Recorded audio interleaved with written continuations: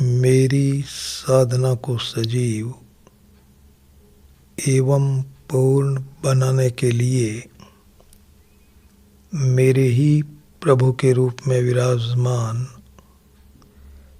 आप सभी सत्संग प्रेमी माताओं, बहनों और भाइयों के चरणों में सादर प्रणाम।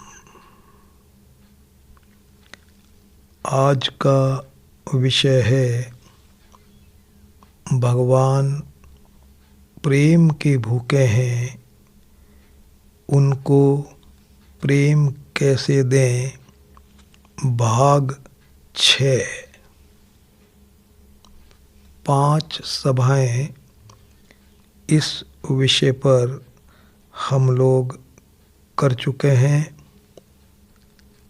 इस 6ठी सभा में मैं आपसे यह निवेदन कर रहा हूँ कि पूजा के कमरे में बैठकर आप भगवान को प्रेम कैसे देंगे।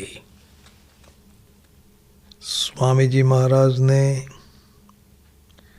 बताया कि भगवान 2 जगह हैं। एक तो आपके पूजा के कमरे में या पूजा के स्थान में या आपके मंदिर में, चाहे वह मंदिर आपके घर में है अथवा घर के बाहर है।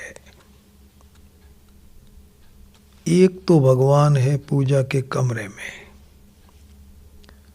और दूसरे भगवान हैं पूजा के कमरे के बाहर।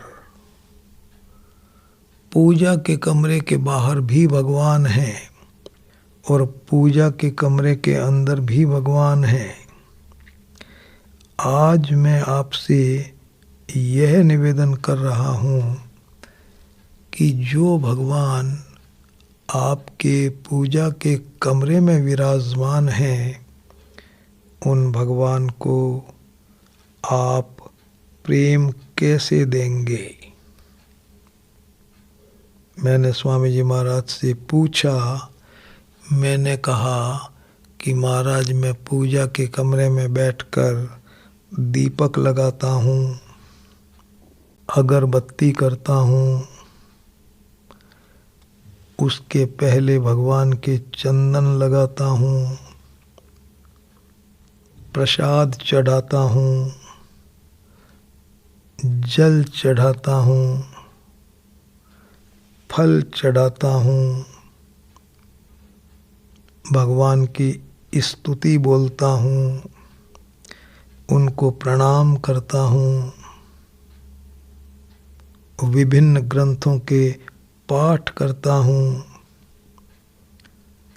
तो पूजा के कमरे में बैठकर ये सब करने से क्या भगवान को प्रेम मिलता है,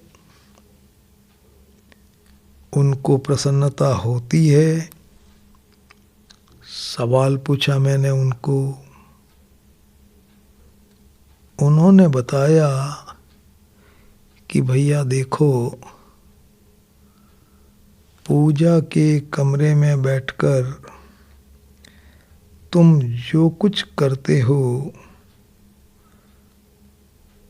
केवल उन क्रियाओं को करने से भगवान को प्रेम नहीं मिलता है, उनको प्रसन्नता नहीं मिलती है। उन क्रियाओं को करते समय यदि तुम्हारे मन में कुछ बातें रहेंगी, तुम्हारे मन में कुछ भाव रहेगा, तो उस भाव से भगवान को प्रसन्नता मिलेगी। निरंतर निवेदन करता आ रहा हूं मैं आपसे कि भगवान को प्रेम देने में आपके मन के भावों का विशेष महत्व है।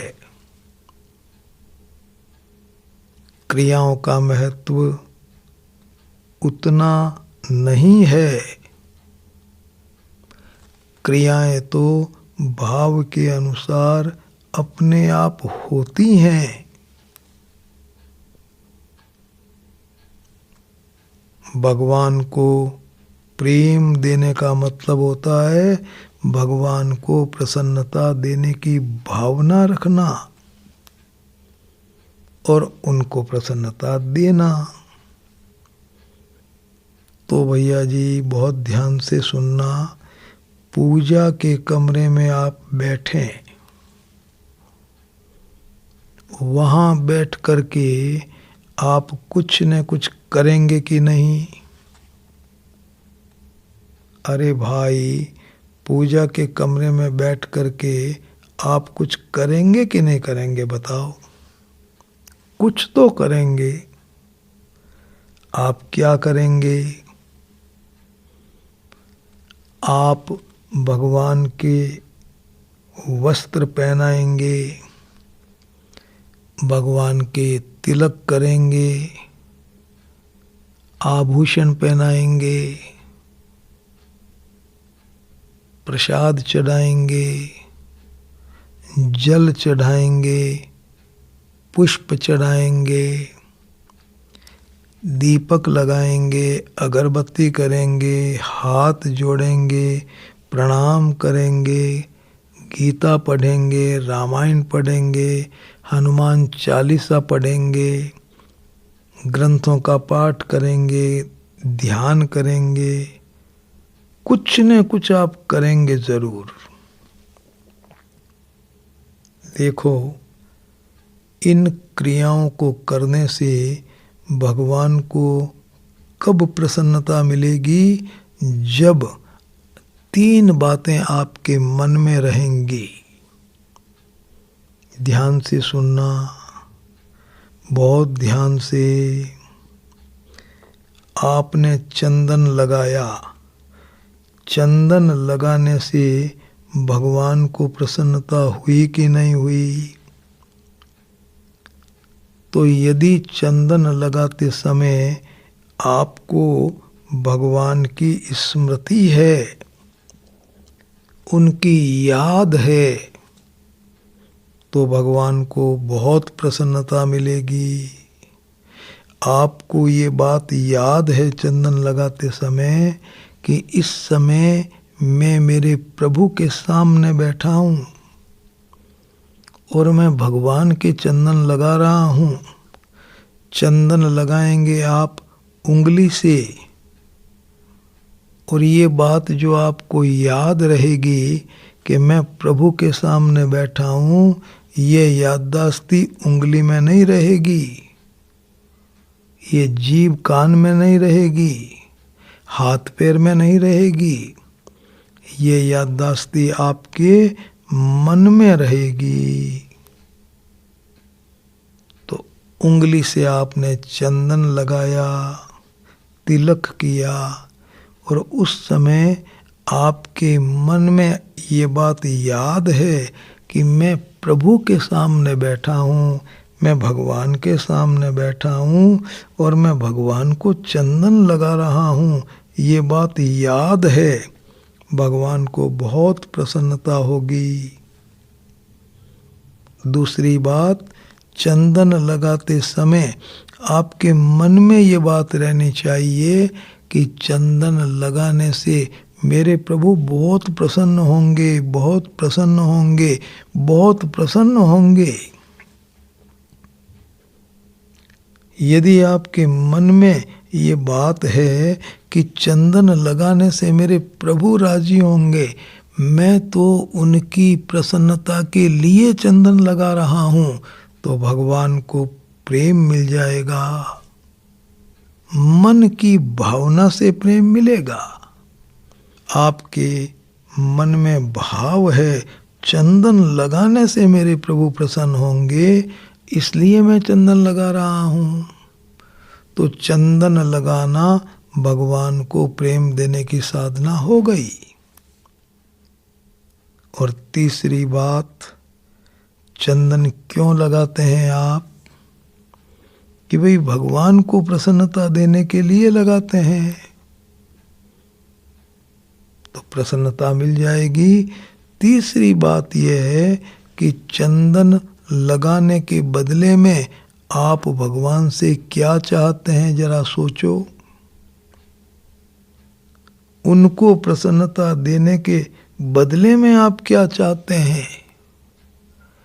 यदि उनको प्रसन्नता देने के बदले में आप अपने सुख के लिए भगवान से कुछ भी चाहते हैं, कोई कामना रखते हैं, इच्छा रखते हैं, तो ये भगवान को प्रेम देने की साधना नहीं हुई, ये तो अपना ही स्वार्थ हो गया।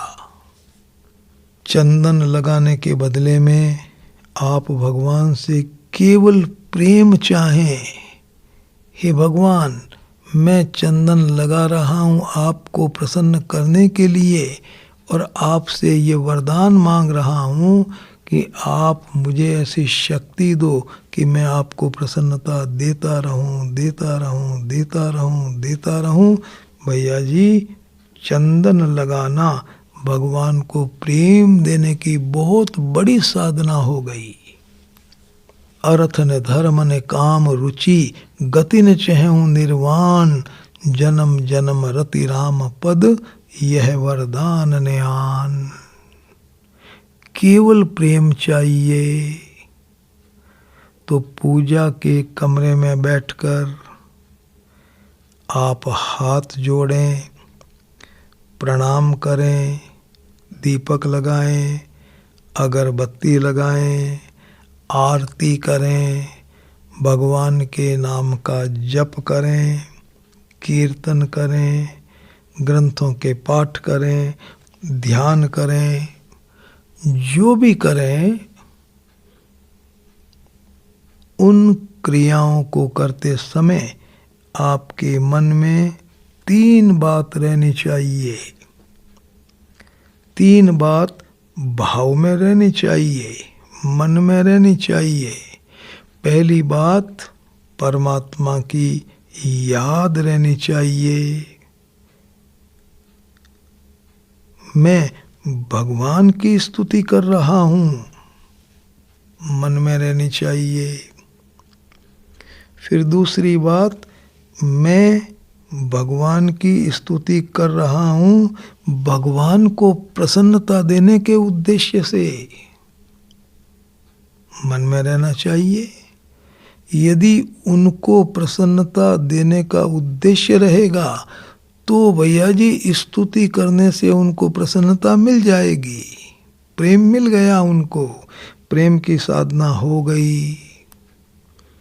और तीसरी बात, उनको प्रसन्नता देने के बदले में मुझे उनसे अपने लिए कुछ नहीं चाहिए, कुछ नहीं चाहिए, कुछ नहीं लेना उनसे, केवल प्रेम चाहिए। ये हो गई तीसरी बात। समझ में आ रहा है आपके? तो फिर एक बार और समझें। पूजा के कमरे में बैठकर भगवान को यदि प्रेम देना है तो आप वहाँ बैठकर जो कुछ करें उस समय भगवान की याद बनी रहे। जो कुछ करें भगवान को प्रसन्नता देने के उद्देश्य से करें, अपने सुख के लिए नहीं करें। और तीसरी बात, भगवान से बदले में अपने सुख के लिए कुछ नहीं मांगें, कुछ नहीं चाहें, केवल प्रेम मांगें। ये 3 बातें यदि आपके हृदय में रह गई तो आप वहाँ जो करेंगे भैया जी उसका नाम होगा भगवत प्रेम की साधना। और 3 बात नहीं रही तो एक अच्छा कार्य हो जाएगा, वह शुभ काम आप कर देंगे।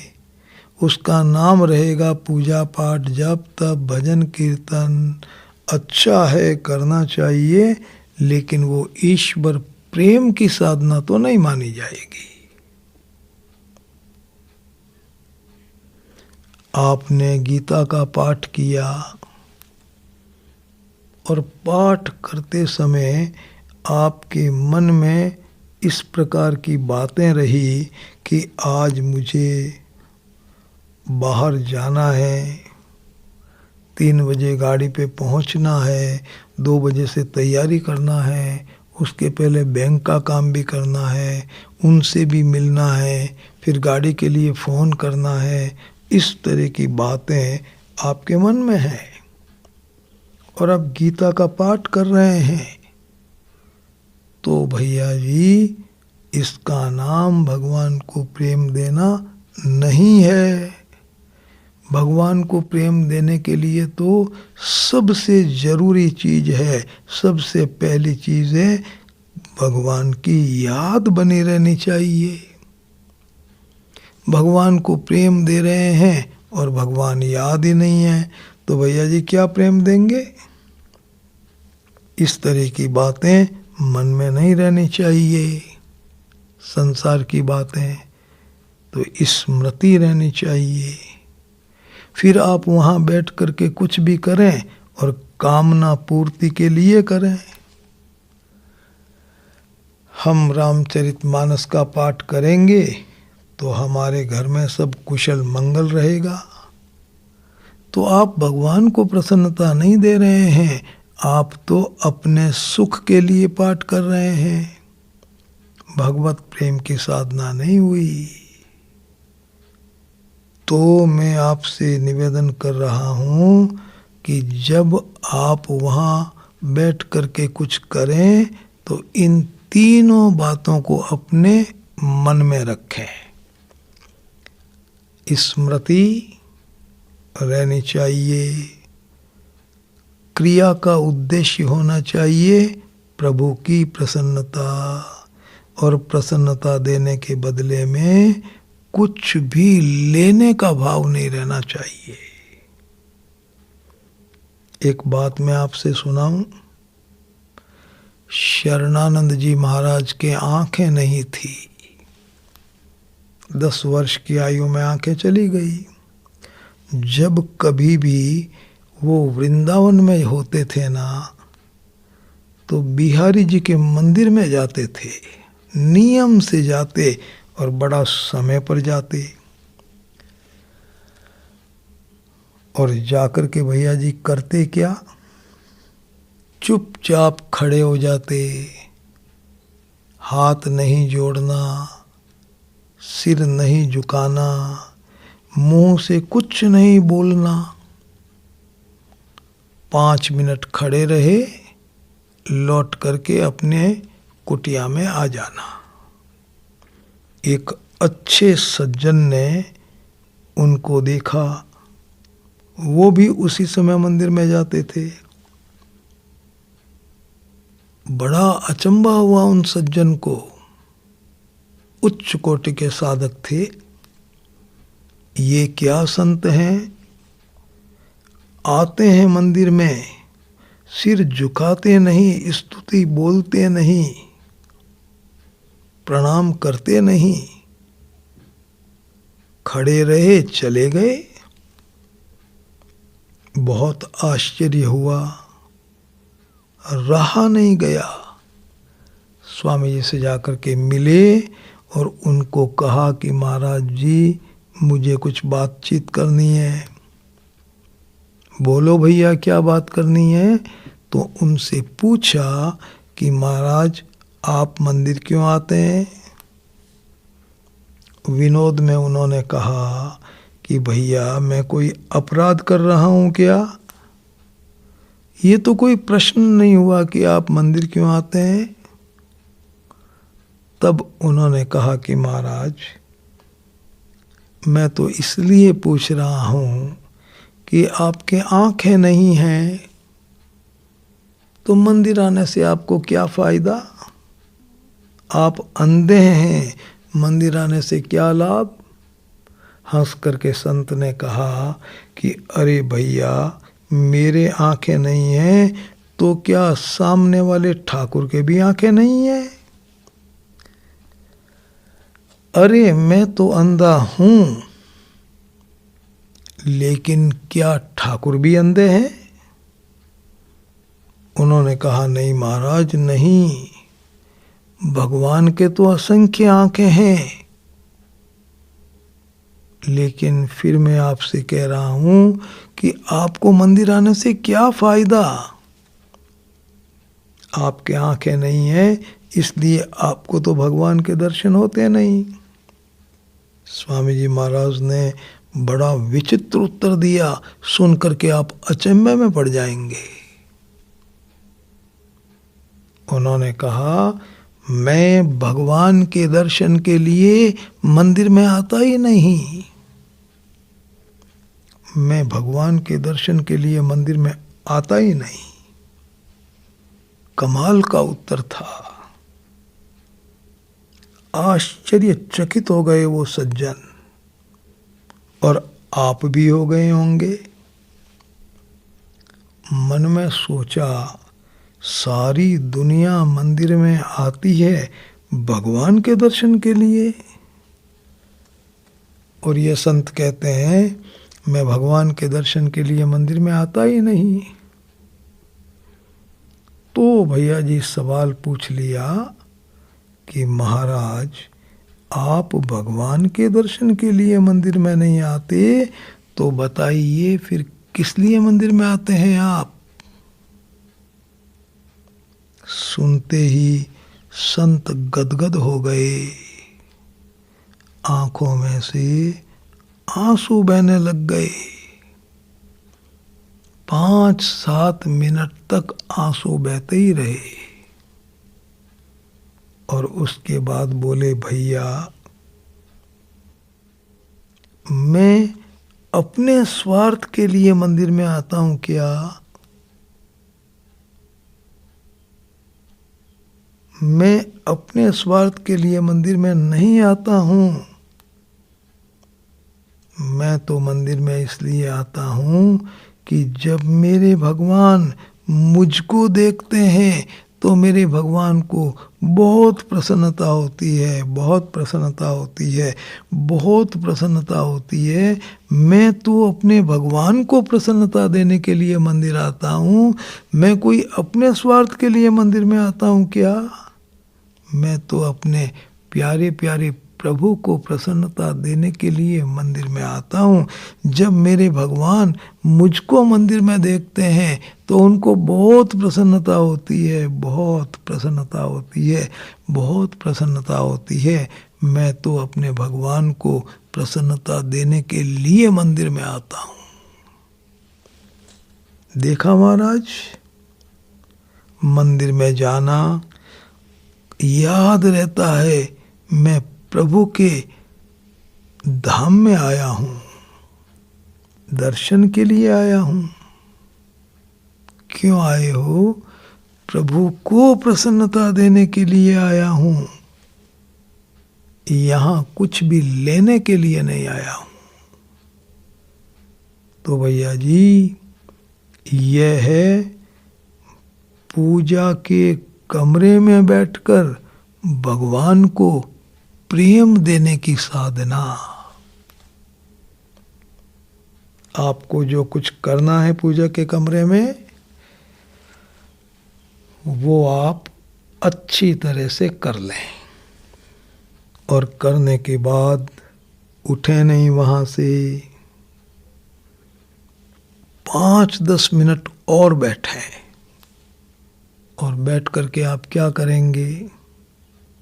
वहाँ बैठ करके आप भगवान के सामने कुछ बातें अपनी वाणी से जोर जोर से बोलें उन बातों को आप। मन मन में नहीं बोलें,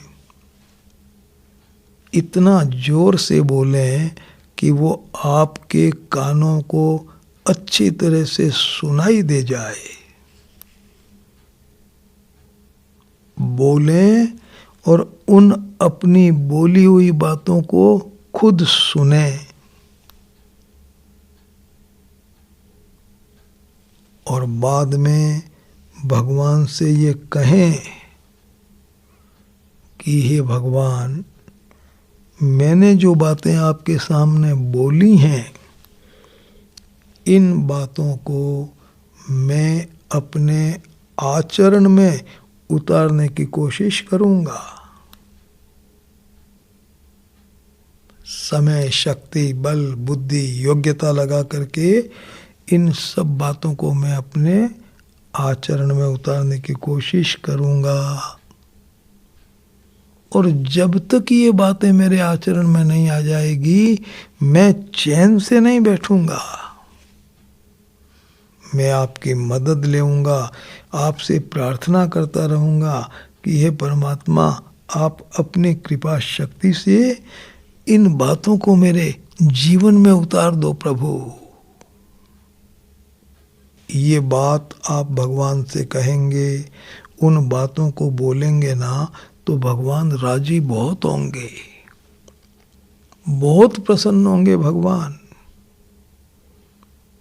प्रेम की साधना हो जाएगी, बड़ा आनंद आएगा भगवान को। भगवान को आनंद इसलिए आएगा कि आप सच्ची बातें बोलेंगे उनके सामने। सच्ची बातों को सुन करके प्रभु आनंदित हो जाएंगे। अब मैं आपसे बताऊं कि आपको वहां बैठ करके क्या क्या बोलना है। बोलना है, सुनना है, फिर चिंतन मनन करना है, जीवन में उतारना है। पहली बात, हे परमात्मा, इस जगत के मालिक आप हैं। मुझे आपने इस जगत की 3 चीजें सौंपी हैं। पहली चीज है शरीर, दूसरी चीज है निकट परिवारजन, जिनको मैं कहता हूँ पति, पत्नी, संतान, माता, पिता, भाई, बहन इत्यादि। और तीसरी चीज है सामान और संपत्ति। ये तीनों चीजें आपने मुझे सौंपी है। हे नाथ, ये तीनों चीजें भी आपकी हैं। इन तीनों के मालिक आप हैं, मैं मालिक नहीं हूं। मालिक आप हैं इन तीनों चीजों के। तीनों चीजें मेरी नहीं हैं, तीनों चीजें आपकी हैं, आपकी हैं, आपकी हैं। ये पहली बात। इस बात को आप बोलेंगे ना, तो भगवान राजी बहुत होंगे कि ये मेरा बेटा बात बिल्कुल सही बोल रहा है, सच्ची बात बोल रहा है। और सच्ची बात को सुन करके प्रभु को आनंद बहुत आएगा। दूसरी बात आपको ये बोलनी है कि हे भगवान, जब तक आपकी दी हुई वस्तुएं मेरे पास हैं, तब तक मैं आपकी प्रत्येक वस्तु को संभाल करके रख लूँगा और उसका सदुपयोग करूँगा। ये दूसरी बात। अरे भगवान ने आपको 3 चीजें दे दी, आप उनको भगवान की मानने लग गए, बहुत बड़ी साधना हो गई। लेकिन अब उन चीजों का हम क्या करेंगे? तो इसका उत्तर यह है कि परमात्मा की चीजों को संभाल कर रखो और उनका सदुपयोग करो। सुई से लेकर के हीरे मोती तक आपके घर में जो सामान है भैया जी, उसको संभाल करके रखना है, सदुपयोग करना है। और क्या मान करके संभालना है? मेरे प्रभु की चीजें हैं, मेरे प्रभु का सामान है, मैं संभाल करके रखूंगा। भगवान राजी बहुत होंगे कि इसको सामान दिया, अच्छी तरह से संभाल रहा है, ये मेरा प्रेमी है। तो भैया जी ध्यान से सुनना, भगवान की चीजों को संभालो। संभालते तो अभी भी आप हैं, लेकिन मेरा मान के संभालते हैं, मेरी चीजें हैं। भगवान की चीजें मान के संभालो, भगवान राजी हो जाएंगे। और सदुपयोग का मतलब क्या होता है? सदुपयोग का मतलब होता है उन चीजों को शरीर के हित में काम में लेना, निकट परिवार जनों के हित में काम में लेना, ज्यादा है तो मित्रों और संबंधियों के हित में काम में लेना, और ज्यादा है तो समाज और संसार के हित में काम में लेना। तो भैया जी वस्तुओं को संभालना, इससे भगवान को बहुत प्रसन्नता मिलेगी। तीसरी बात आपको भगवान से ये कहनी है कि हे परमात्मा, जब तक आपके द्वारा सौंपा गया यह शरीर मेरे पास में है, तब तक इस शरीर को मैं आपका एक मेहमान मान करके इसकी भरपूर सेवा कर दूंगा। शरीर आपके पास में है ना,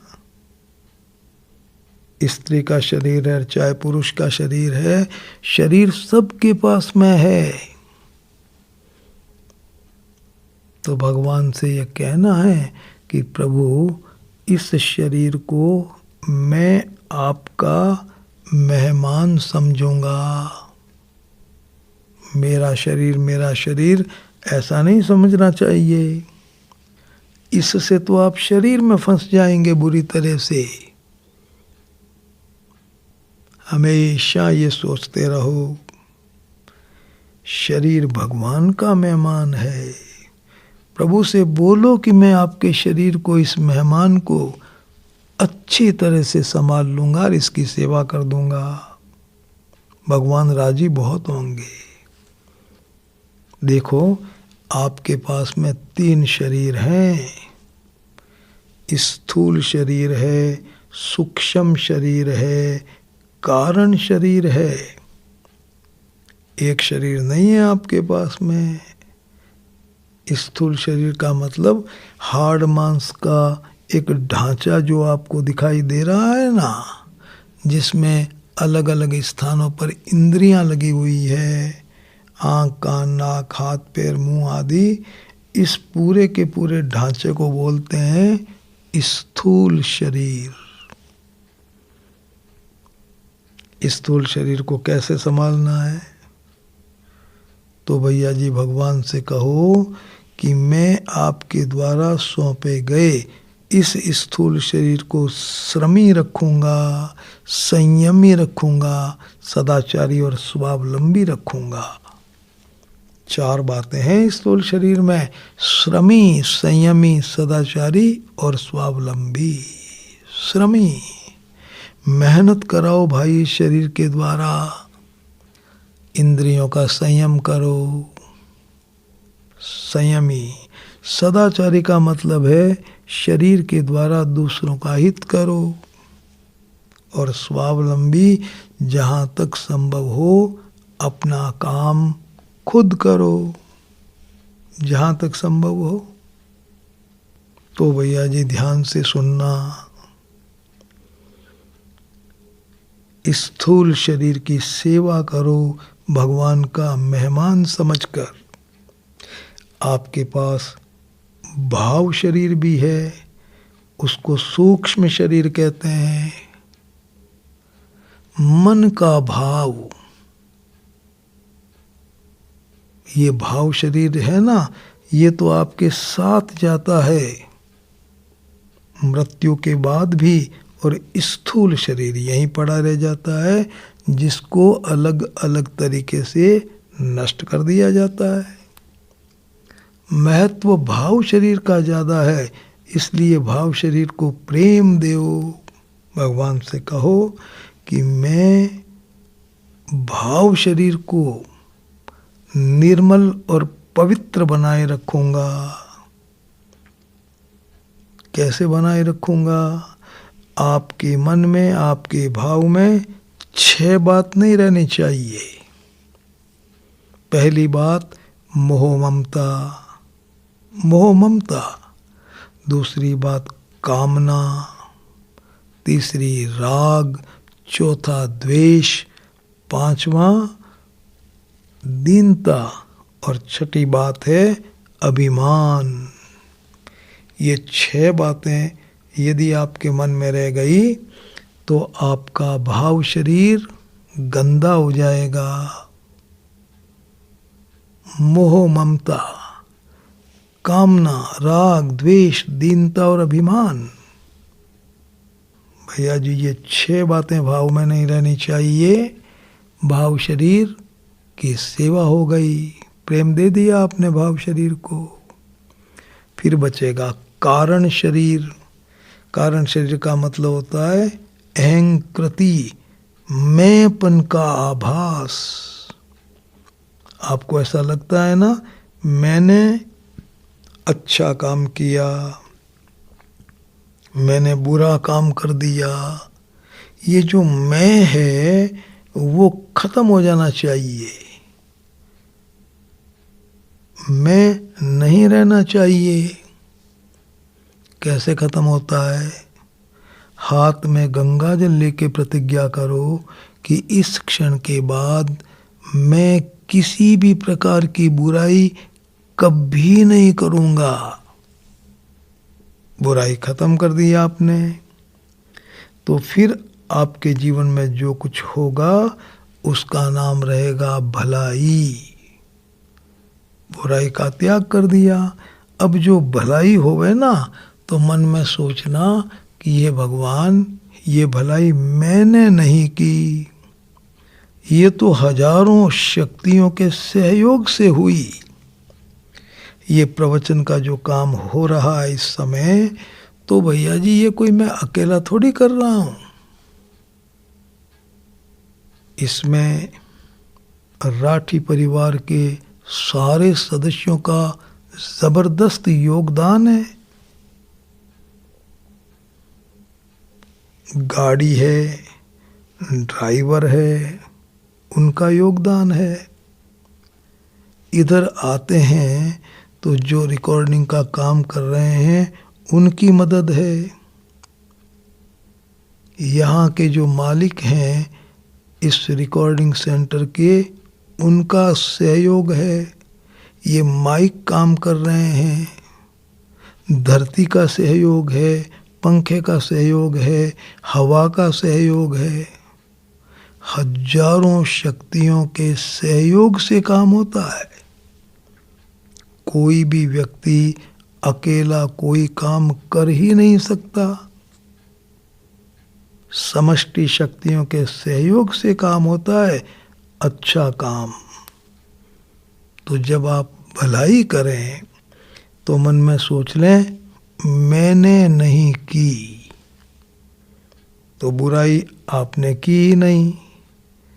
भलाई हुई आपने सोच लिया मैंने की ही नहीं, मुझे इसका फल चाहिए नहीं, तो मैं नाम की चीज खत्म हो जाएगी। तो मैं को मिट्टी में मिला दो, मैं को मिटा दो, तो ये हो गई कारण शरीर की सेवा। तो भगवान से कहना है कि हे परमात्मा, जब तक आपके द्वारा दिए गए ये तीनों शरीर मेरे पास में हैं, मैं इन तीनों शरीरों को आपका मेहमान मान करके इनकी भरपूर सेवा कर दूंगा। ये हो गई भैया जी चौथी बात। और पांचवी बात ध्यान से सुनना। पांचवी बात यह है कि हे भगवान, जब तक आपके द्वारा सौंपे गए परिवार के सदस्य मेरे पास में है, पति पत्नी संतान माता पिता भाई बहन, ये जो परिवार के सदस्य हैं, जब तक मेरे साथ में हैं और जब तक मेरे पास में हैं, इन परिवारजनों को मैं आपके साक्षात स्वरूप समझकर या आपके मेहमान मानकर इनकी भरपूर सेवा करूंगा, इनको भरपूर प्रेम दूंगा जब तक हैं। क्या मानना है इनको? या तो मानना है साक्षात भगवान, और या मानना है भगवान के मेहमान। बस भैया जी ऐसा मन में सोचना है कि ये बेटा जो है ना, ये साक्षात भगवान है, ये भगवान का मेहमान है, परिवार में है मेरे साथ में, मुझे इसको खूब प्रेम देना है, प्रसन्नता देना है। परिवार के सदस्यों को भगवान का स्वरूप या भगवान के मेहमान मान करके प्रसन्नता देना, ये हो गई भैया जी अगली बात। ये बातें आपको बोलनी है भगवान के सामने।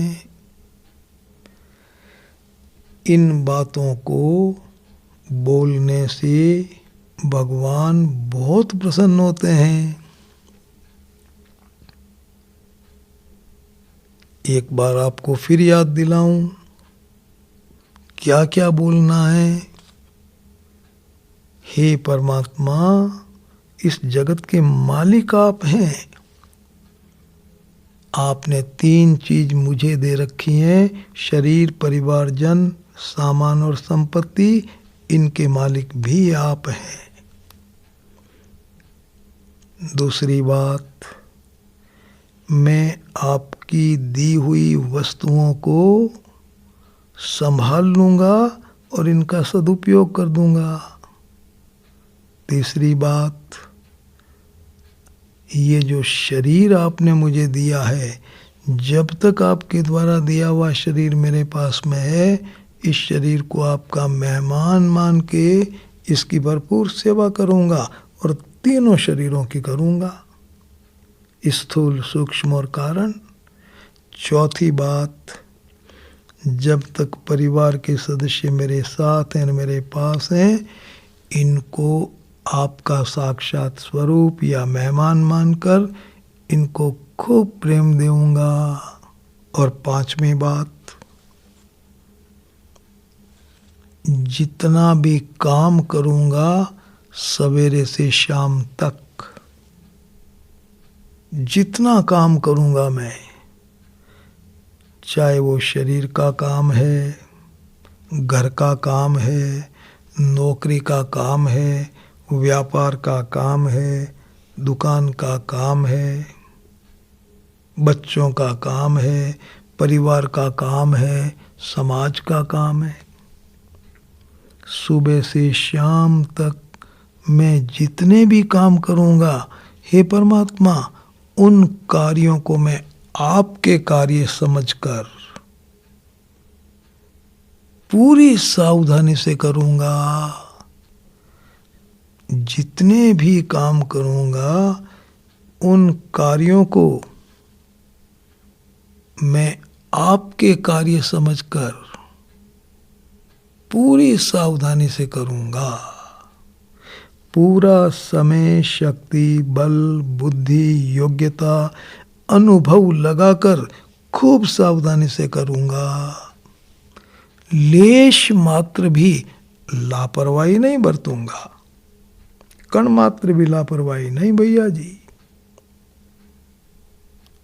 ये हो गई 5वीं बात। और छठी बात थोड़ी कड़ी है। जब भी आप अपनी दी हुई किसी भी वस्तु को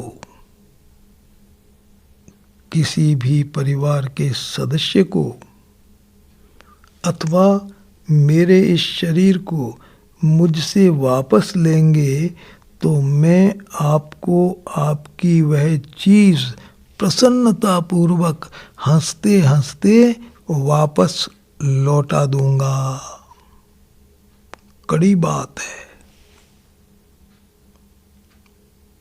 भगवान ने आपको जो कुछ दिया है ना, वो आपसे वापस जरूर लेंगे। शरीर भी वापस लेंगे, परिवारजनों को भी वापस लेंगे, सामान और संपत्ति को भी वापस लेंगे भैया जी। ये तीनों चीजें हमेशा के लिए आपको नहीं दी गई है। कब लेंगे, कैसे लेंगे, कहाँ लेंगे, कुछ पता नहीं, लेकिन लेंगे जरूर। भगवान को कह देना है कि हे परमात्मा, जब भी आप अपनी दी हुई चीजों में से किसी भी चीज को मुझसे वापस लेंगे, चाहे शरीर हो, चाहे वस्तु हो, चाहे परिवार का सदस्य हो, मैं आपको आपकी वो चीज जो आप मुझसे वापस लेंगे प्रसन्नता पूर्वक हंसते हंसते वापस लौटा दूंगा। 6 बात हो गई। 7वीं बात, मैं आपके सारे काम कर दूंगा। कौन कौन से काम कर दूंगा? आपके शरीर के काम कर दूंगा। अरे भी स्नान करना, शौच जाना, व्यायाम करना, कपड़े धोना, शरीर के काम है। शरीर के काम तो हर इंसान रोजाना करता ही है। तो भगवान को ये कहना है कि मैं आपके शरीर के सारे काम कर दूंगा, परिवार के सारे काम कर दूंगा। व्यापार, नौकरी का जो काम दिया है ना, उसको मैं खूब अच्छी तरह से कर दूंगा। आपकी संपत्ति के काम कर दूंगा। तो मैं दिन भर आपके सारे काम कर दूंगा।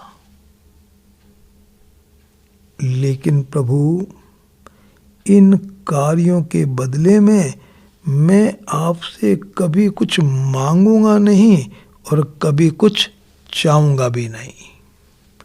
न मांगूंगा और न चाहूंगा, काम पूरे कर दूंगा। स्थूल शरीर के काम कर दूंगा, सूक्ष्म शरीर के काम कर दूंगा, सामान संपत्ति के काम कर दूंगा, बच्चों के काम कर दूंगा, पति पत्नी के काम कर दूंगा, सब काम कर दूंगा। मैं दिन भर आपके काम कर दूंगा। लेकिन इन कामों को करने के बदले में मैं आपसे कभी कुछ मांगूंगा नहीं और कुछ चाहूंगा नहीं। ये हो गई भैया जी 7वीं बात।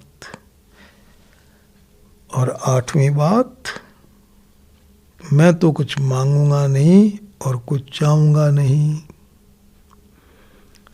8वीं बात में भगवान से ये कहना है कि हे परमात्मा, ये चीजें आपकी हैं। इन तीनों चीजों को जहां रखने में आपकी प्रसन्नता हो वहां रखो। मैं तो कुछ मांगूंगा नहीं, बाकी इन तीनों चीजों को जहां रखने में आपकी प्रसन्नता हो वहां रखो। जैसे रखने में आपकी प्रसन्नता हो वैसे रखो। जब तक रखने में आपकी प्रसन्नता हो तब तक रखो।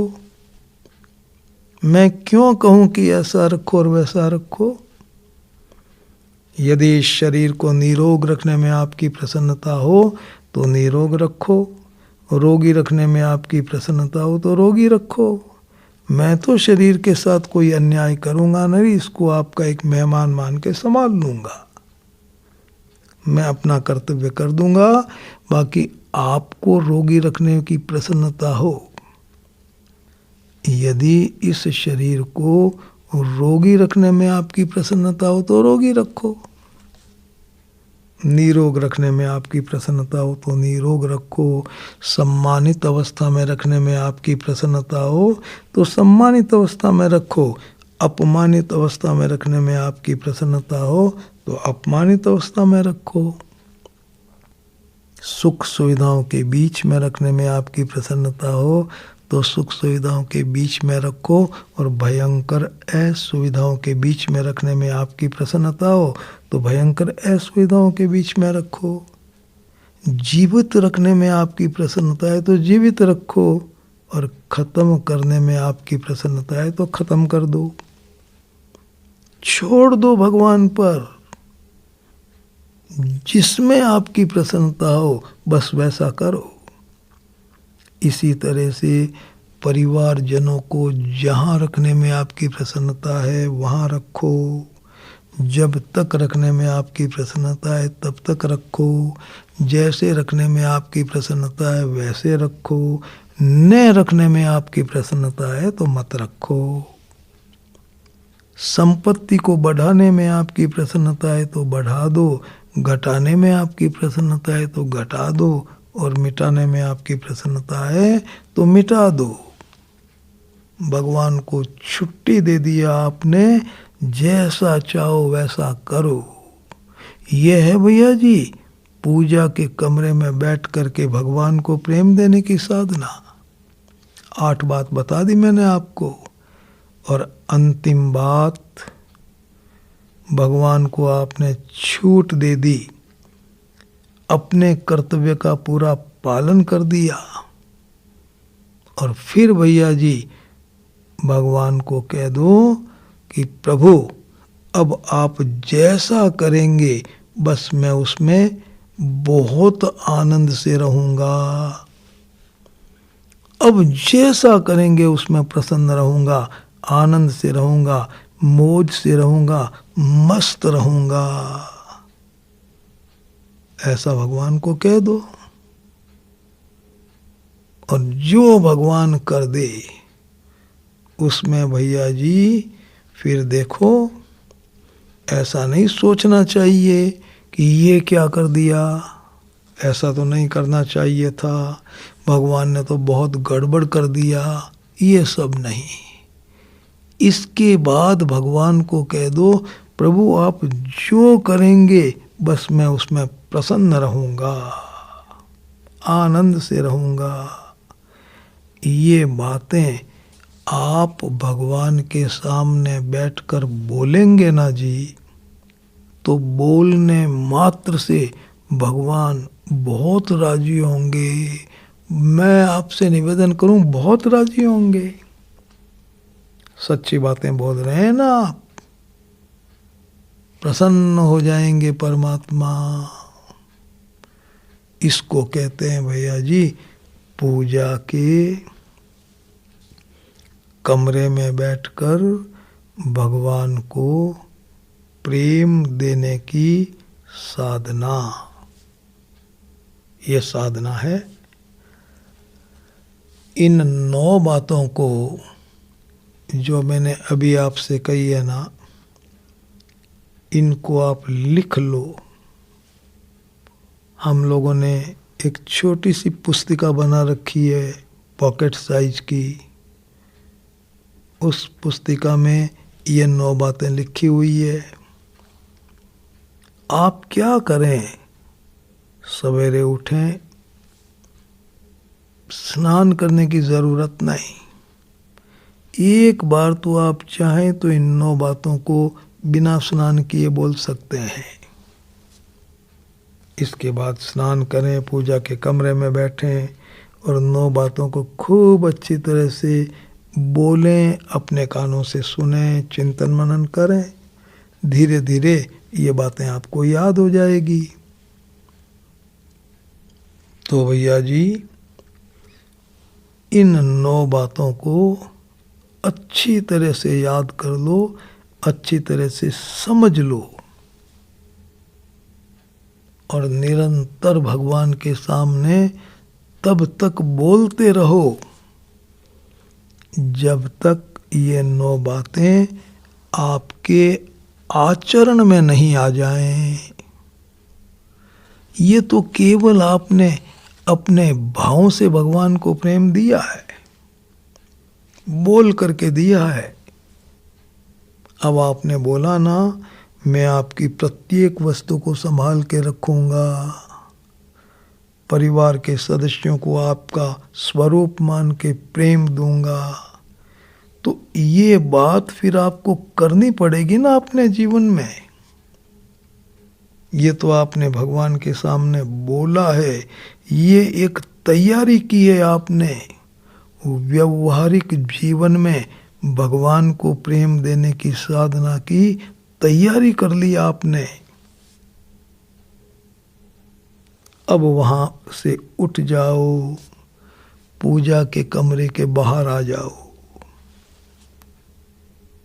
पूजा के कमरे में आपने भगवान को प्रेम दे दिया, अब पूजा के कमरे के बाहर आओ। और बाहर आने के बाद क्या करेंगे? बाहर आने के बाद दिन भर एक ही साधना करनी है आपको, भगवान को प्रेम देना, भगवान को प्रेम देना। कोई दूसरी साधना नहीं, कोई दूसरा काम नहीं, केवल भगवान को प्रेम देना, केवल प्रेम देना। पूजा के कमरे के बाहर भगवान को प्रेम कैसे देंगे, इसकी चर्चा हम करेंगे अपनी आने वाली सभा में। अत्यंत महत्वपूर्ण चर्चा होगी भैया जी। पूजा के कमरे में बैठते हैं आप घंटा भर, बाकी तो बाहर ही रहते हैं दिन भर। उस साधना का विवेचन अगली सभा में। सभी भाई बहनों को सादर प्रणाम।